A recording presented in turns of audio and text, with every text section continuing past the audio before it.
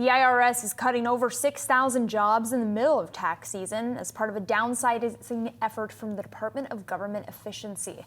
Several IRS commissioners under Republican and Democratic administrations came together in an op-ed for the New York Times, calling the job cuts, quote, a huge mistake. Joining us now, one of the people behind that op-ed, Daniel Werfel, former commissioner for the IRS from 2023 to 2025. Daniel, great to speak with you here. I just want to kind of level set from you off the top because you were so recently in the IRS. What is your single biggest concern right now about the future of the IRS? Well, I start with the layoffs, and myself and the other commissioners were confused by this decision because if the goal is cost efficiency, I think one of the first things you learn on the first day of business school is the bottom line of an organization is made up of both cost and revenue. And the IRS is the accounts receivable department for the US government. And so by depleting the capacity of the accounts receivable of the US government, you deplete the capacity to collect revenue, and you'll actually reduce cost efficiency. So the commissioners got together and really wanted to point out this disconnect between the goal of efficiency and then taking an axe to the accounts receivable of the organization you're trying to make more efficient. Daniel, what about the ability here for the IRS to even process tax returns, to issue refunds promptly? Is that something that they're capable of doing given the magnitude of the cuts? Well, this is a concern. And all the commissioners, when we spoke about these layoffs, we all reflected on the fact that one thing you don't want to do during filing season is destabilize the organization. You don't want to increase risk. You want things steady as she goes.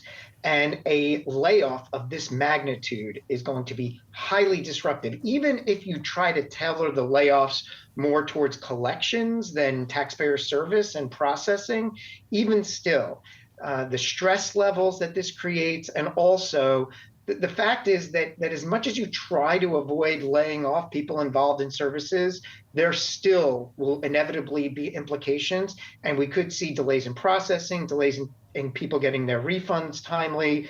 So this is just something that if you're going to make a big move with the IRS, first of all, we wouldn't cut the IRS because that will reduce cost efficiency of the government. But if you're going to make a big move, wait till after the filing season. Daniel, I'm curious just to get your perspective on this. Given the magnitude of the cuts, there obviously has been a confidence problem when it comes to the American public and their trust in the IRS. After a cut like this, does that actually exacerbate some of the issues that we have seen creep in? I think there needs to be more education about what the IRS is and is not. Look, the IRS does not do a popular function. Collecting taxes is never going to win you a popularity award. But it is an absolute essential function that someone needs to do. And you know who's doing it? Moms, dads, community volunteers, Little League coaches, people of faith. And the other misconception about the IRS is we're all in DC wearing suits.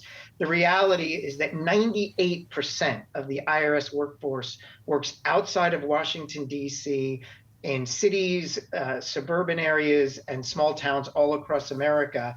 And these people just come to work. They're not trying to win a popularity contest. They're doing the job. And here's another misconception.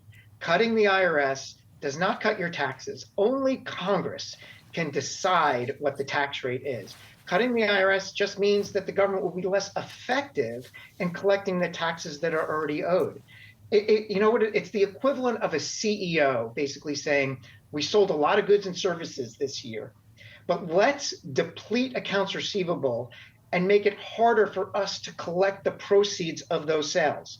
I think the shareholders, the boards of directors would be upset with that decision. The only one that would cheer a decision like that is likely the company's competitors. Well, and it's interesting in the context of everybody is obviously worried about the deficit, right? And every single organization has inefficiencies that could be cut. But as a former IRS commissioner, where do you see the line between efficiencies and cuts that could undermine tax enforcement? Yeah, the last thing I want to do is defend the status quo. I've always been a change agent along with a lot of the IRS commissioners that I work with the op-ed on. And we always said we don't have the monopoly on the right ideas, and we always welcome new input. And there is certainly too much waste and error in government. That said, there's been a lot of progress over the years in reducing waste and error. And there's a lot of smart people in the government today that have been working and have saved billions of dollars for taxpayers. Our suggestion is to work with these people, collaborate with them, build on their successes, and provide new input and new ideas on how to accelerate and improve the reduction of things like improper payments or waste in government. But what you don't want to do is undermine the ability of the US government to collect revenue. And the IRS collects virtually all the receipts, $5 trillion a year, that go to the essential functions like air traffic control, food safety, defending the homeland, arming our military. All of that is made possible by the very unpopular thing of tax collections. We should preserve the IRS's ability to collect those taxes and certainly make it more efficient. But laying off thousands of IRS workers in the middle of filing season is not the way to do it. Daniel Warfel, we thank you so much for taking the time to join us here on a very important issue. Former Commissioner of the IRS. Thanks so much, Daniel. My pleasure.